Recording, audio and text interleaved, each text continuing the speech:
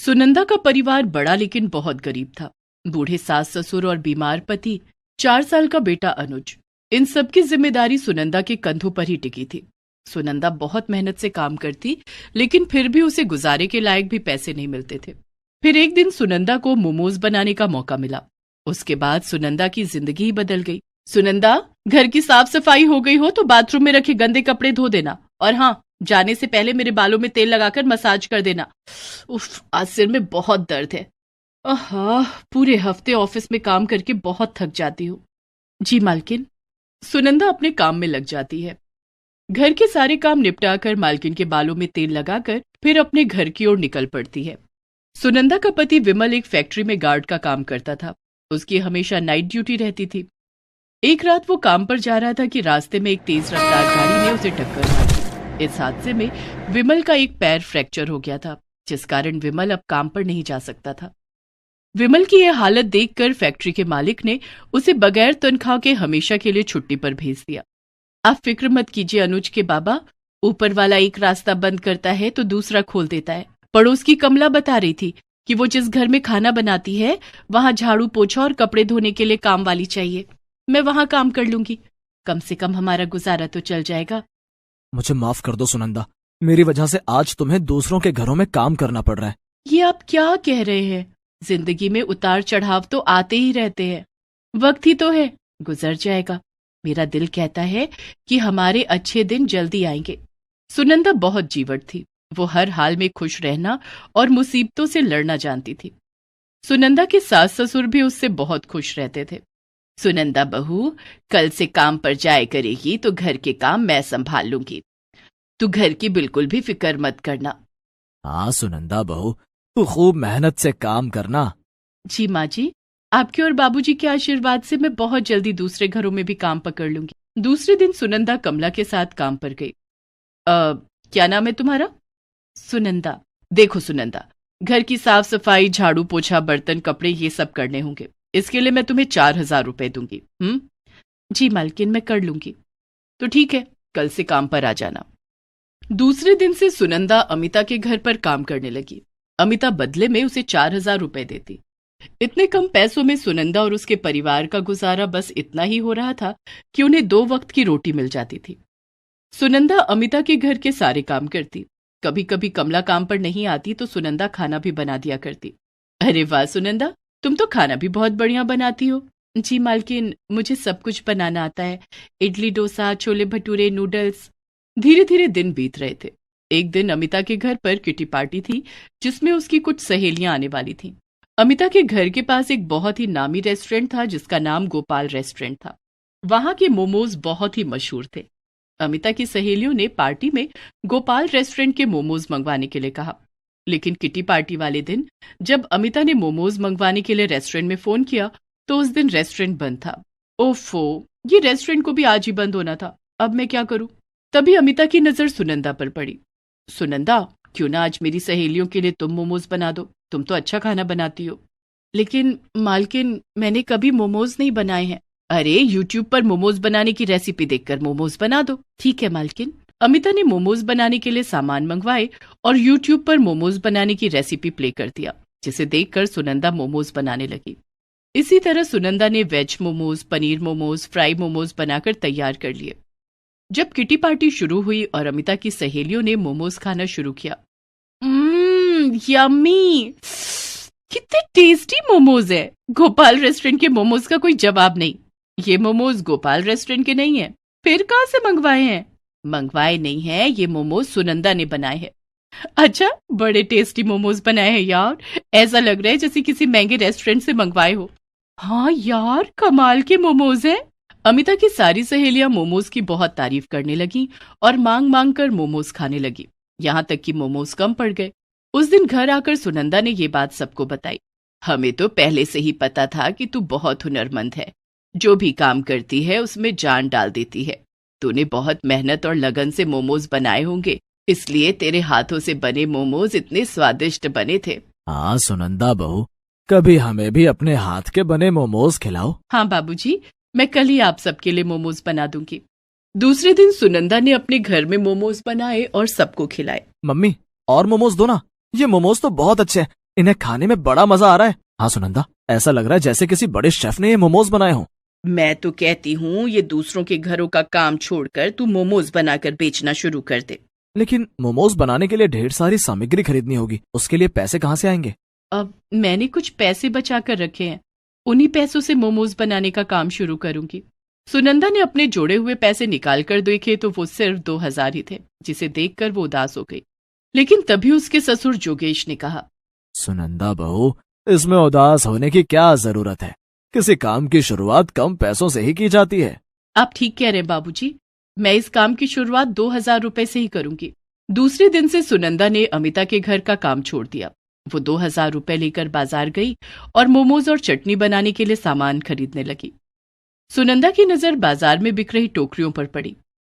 मैं अपने मोमोज टोकरी में रखकर और घूम घूम कर बेचूंगी। सुनंदा ने मोमोज बनाने के सामान के साथ साथ एक टोकरी भी खरीदी और घर आ गई। दिन भर खूब मेहनत करके सुनंदा ने मोमोज बनाए। शाम को सुनंदा अपने सिर पर मोमोज और चटनी से भरी टोकरी लेकर उसे बेचने निकली। वो गली मोहल्लों में घूम घूम कर मोमोज बेचने लगी। शाम का वक्त था। लोगों को उनके घर के पास बैठे बिठाए शाम के स्नैक्स के रूप में मोमोज मिल रहे थे। लोगों ने सुनंदा से उसके मोमोज खरीदने शुरू कर दिए। मुझे 1 प्लेट पनीर मोमोज और सफेद वाली चटनी दे दो। ये लीजिए मैडम। कितने पैसे हुए? 20 रुपए मैडम। धीरे धीरे सुनंदा के पास लोगों की भीड़ लगने लगी। लोग सुनंदा से उसके मोमोज खरीदकर खाने लगे। लोगों को सुनंदा के हाथ के बने मोमोज बहुत पसंद आ रहे थे। अरे वाह, बड़े स्वादिष्ट मोमोज हैं। ऐसा लग रहा है जैसे किसी बड़े रेस्टोरेंट में बने हैं या किसी शेफ ने बनाए हैं। शेफ ने नहीं बनाए हैं साहब, ये मोमोज मैंने बनाए हैं। बहुत ही लाजवाब मोमोज हैं। सुनंदा के पास लोगों की भीड़ लग गई। सब उसके मोमोज खरीदने के लिए टूट पड़े। मेरे लिए 2 प्लेट वेज मोमोज पैक कर दो। मुझे भी 1 प्लेट वेज मोमोज चाहिए। मुझे 1 प्लेट वेज फ्राई मोमोज चाहिए। हाँ हाँ, सबको मोमोज मिलेगा। सुनंदा एक एक करके सबको मोमोज देने लगी और देखते ही देखते उसके सारे मोमोज बिक गए। उस दिन सुनंदा ने खूब पैसे कमाए। वो खुशी खुशी घर गई और सबको सारी बातें बताई। मुझे तो पहले से पता था कि तुम्हारे मोमोज लोगों को बहुत पसंद आएंगे। हाँ अनुज के बाबा, मैं खूब मेहनत करूंगी और कल आज से भी ज्यादा मोमोज बनाऊंगी। सुनंदा बहू, तुम थक गई होगी, चलो अब हम खाना खाकर सो जाते हैं। सभी लोग खाना खाकर सो गए। दूसरे दिन सुनंदा ने बाजार जाकर मोमोज बनाने का ढेर सारा सामान खरीदा। घर आकर वो फिर से मोमोज बनाने में जुट गई। आज सुनंदा ने पहले से भी ज्यादा मोमोज बनाए। शाम को जब सुनंदा मोमोज लेकर बेचने निकली तो गली मोहल्ले के लोग उसका इंतजार कर रहे थे। सुनंदा के आते ही लोग उसके मोमोज खरीदने लगे। मुझे वेज मोमोज चाहिए। मुझे फ्राई मोमोज चाहिए। मुझे पनीर मोमोज चाहिए। मुझे फ्राई मोमोज चाहिए। मुझे पनीर मोमोज चाहिए। सुनंदा ने सबको उनकी मनपसंद मोमोज और चटनी दी। देखते ही देखते उसके सारे मोमोज बिक गए। आज भी सुनंदा की खूब कमाई हुई। तभी सुनंदा के पास सूट बूट में एक आदमी आया और सुनंदा से बोला, क्या तुम ही सुनंदा हो? जी मालिक, मैं ही सुनंदा हूँ, कहिए क्या बात है? मेरा नाम विराट है, मैं गोपाल रेस्टोरेंट का मैनेजर हूँ। तुम्हारे मोमोज की बहुत तारीफ सुनी है, क्या अपने मोमोज मुझे टेस्ट कराओगी? हाँ हाँ मालिक, क्यों नहीं, ये लीजिए। सुनंदा ने विराज को 1 प्लेट पनीर मोमोज खाने के लिए दिए। वाकई ऐसे मोमोज तो मेरे रेस्टोरेंट में भी नहीं बनते। क्या तुम मेरे रेस्टोरेंट के लिए मोमोज बनाओगी? इस काम के लिए मैं तुम्हें महीने के 30,000 रुपए दूंगा।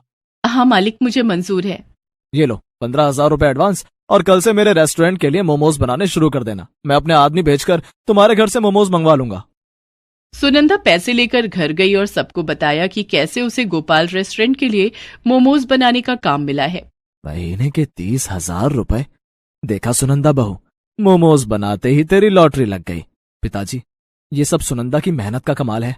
हाँ बहू, ये सब तेरी मेहनत के कारण हुआ है। अब कल से और भी ज्यादा मोमोज बनाने होंगे।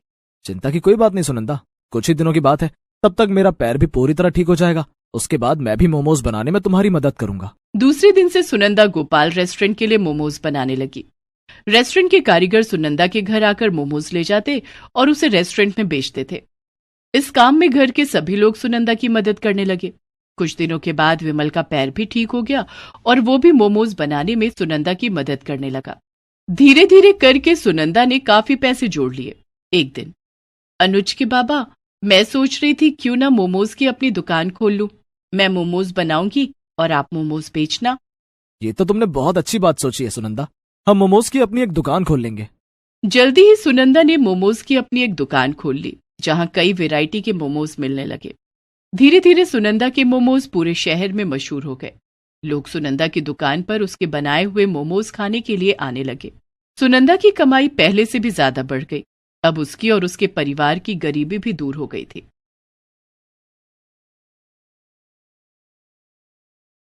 सुनीता कई सालों से सब्जी बेचने का काम कर रही थी, लेकिन इस काम से उसका और उसकी 7 साल की बेटी पिंकी का गुजारा नहीं हो पा रहा था।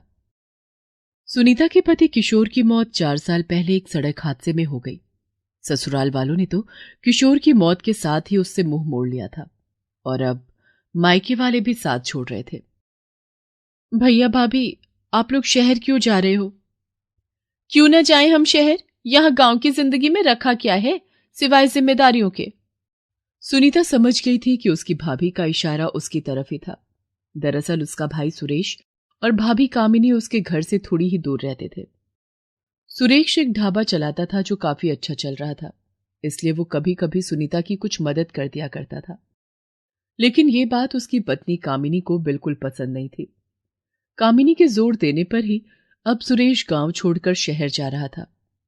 अब अपनी भाभी को गलत मत समझना सुनीता, इसका मतलब इस घर से था।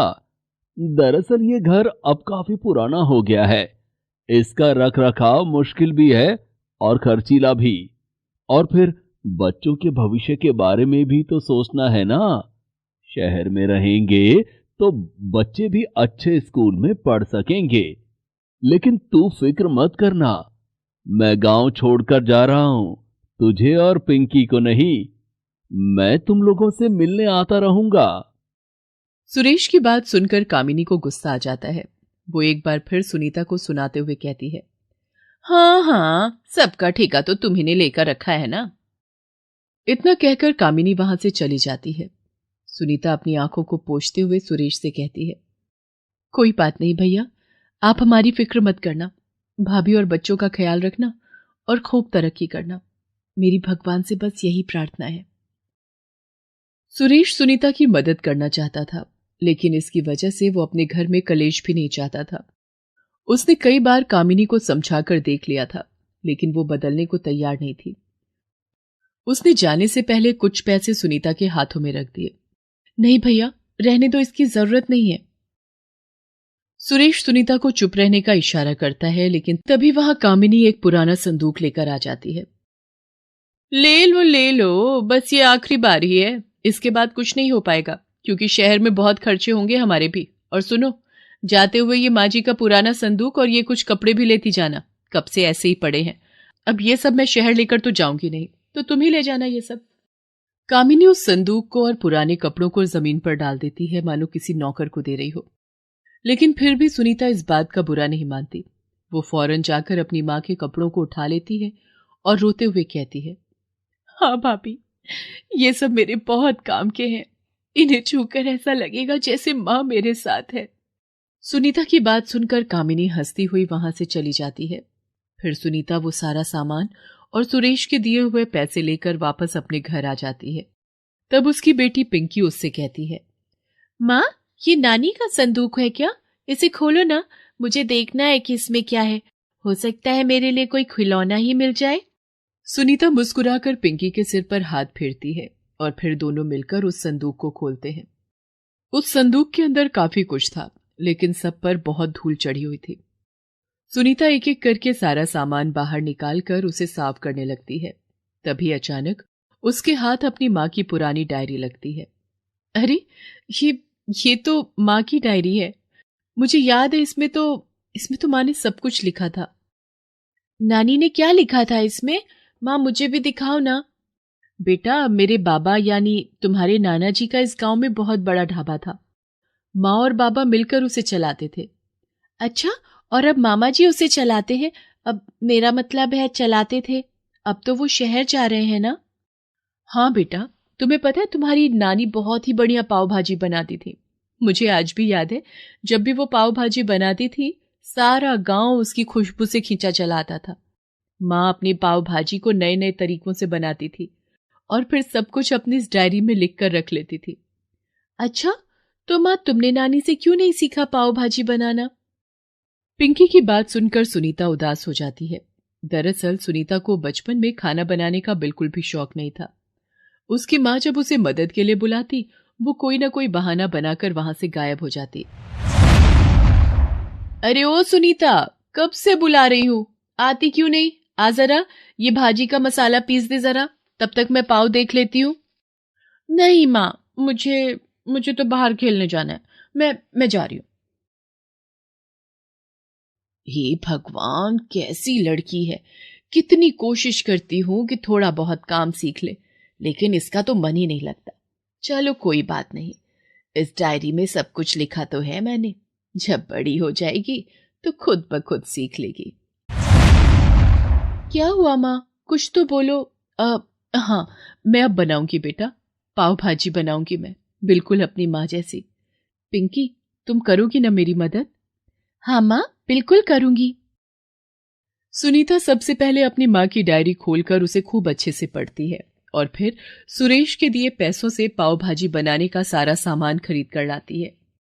वो डायरी से पढ़कर ठीक उसी तरह सब कुछ बनाती है जैसे उसकी माँ बनाया करती थी। उसने कुछ बाजार से बना बनाया नहीं खरीदा, बल्कि सारे मसालों को सुखाकर खुद अपने हाथों से पीस कर तैयार किया। पाव भी खुद बनाए और सब्जियां भी बिल्कुल ताजी इस्तेमाल की।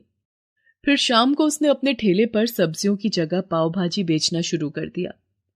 पिंकी भी इस काम में उसकी पूरी मदद कर रही थी। अरे सुनीता, ये पाव भाजी बेचना कब से शुरू किया? बस आज से ही चाची। पता है चाची, मैंने पाव भाजी बिल्कुल वैसे ही बनाई है जैसे माँ बनाती थी। अरे वाह, भाभी के हाथ की पाव भाजी तो यहाँ सबको बड़ी याद आती है। ला, मैं भी खाकर देखूं, तेरे हाथों में भाभी वाला स्वाद है भी या नहीं। सुनीता फौरन एक प्लेट पाव भाजी लगाकर अपनी पड़ोसन सरला को दे देती है। सरला उसे खाते हुए कुछ नहीं कहती। फिर उसके बाद, कुछ तो कहो चाची, माँ जैसी बनी है या नहीं? रुक जा रुक जा, पहले खत्म तो कर लूं। भाई मजा आ गया सच में सुनीता, तूने बिल्कुल भाभी जैसी पाव भाजी बनाई है। सालों पुराना स्वाद फिर से आ गया। वाह, तुझे तो ये काम पहले ही कर लेना चाहिए था, फालतू में वो सब्जी बेचने के चक्कर में पड़ी थी। चल ऐसा कर, 4-5, तू ऐसा कर पूरी 6 प्लेट पैक कर दे, घर में सबकी तबीयत खुश हो जाएगी तेरी पाव भाजी खाकर। सरला से अपनी पाव भाजी की इतनी तारीफ सुनकर सुनीता बहुत खुश हो जाती है और फटाफट उसे पाव भाजी पैक करके दे देती है। धीरे धीरे सुनीता के पास और भी ग्राहक आने लगे और सिर्फ 2 घंटों के अंदर ही सुनीता की सारी पाव भाजी बिक गई। माँ, ये तो कमाल हो गया। जब हम सब्जी बेचते थे तो हफ्ते भर में भी ठेला खाली नहीं होता था, और अब देखो 2 घंटों में ही सब कुछ खत्म हो गया। हाँ पिंकी, ये सब मेरी माँ का कमाल है। चलो अंदर चलते हैं और कल के लिए तैयारियां करते हैं। सुनीता और पिंकी मिलकर पाव भाजी बनाने लगे और धीरे धीरे सारा गांव उनका ग्राहक बन गया। शाम होते ही उसके ठेले पर भीड़ लगनी शुरू हो जाती है और कुछ ही घंटों में सब कुछ बिक जाता था। ऐसे ही कुछ साल बीत गए।